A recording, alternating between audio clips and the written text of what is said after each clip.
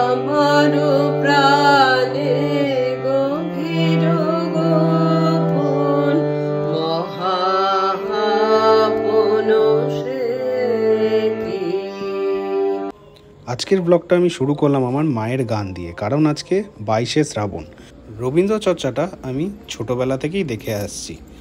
সকালবেলা তাড়াতাড়ি রেডি হয়ে আজকে বেরিয়ে পড়লাম, ওদিকে বৃষ্টিও হচ্ছিল। আজকের ব্রেকফাস্টে ছিল পনির ভুজি দিয়ে স্যান্ডউইচ আর খেজুর। ওদিকে কে এসছে দেখো। কোথায় কাদামে গেছিস তুই?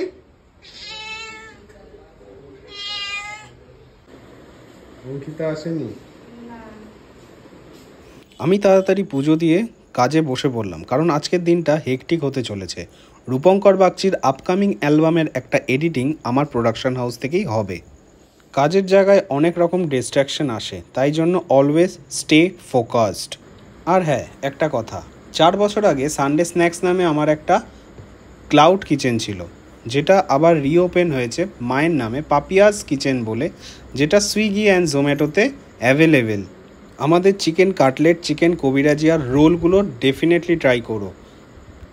সকালের ব্রেকফাস্টও কিন্তু আমাদের কাছে অ্যাভেলেবেল, সো ট্রাই ইট। সে যখন খুব ছোট ছিল তখন ওকে বাঁচিয়েছিলাম। এই যে টিনের শেড, এর উপরে এটা এইটুকুনি নিয়ে এসেছিলাম, এখন এত বড় হয়ে গেছে। ওনার তারা আছে, হ্যান্ডশেক করছে, বা হ্যান্ডশেক হ্যান্ডশেক, তাই তো হ্যান্ডশেক।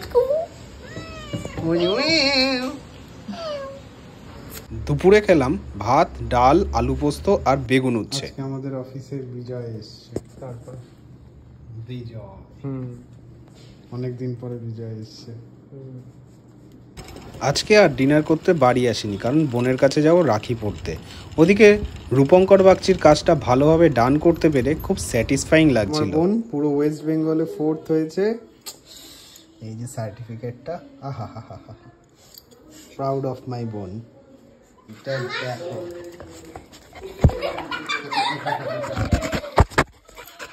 আমার বোন যখন ছোট ছিল আমিই বোনকে রাখি পরিয়ে দিতাম। এখন বোন প্রায় বড়ই হয়ে গেছে, আমার কাছে ছোট, আমরা দুজন দুজনকে রাখি পরাই।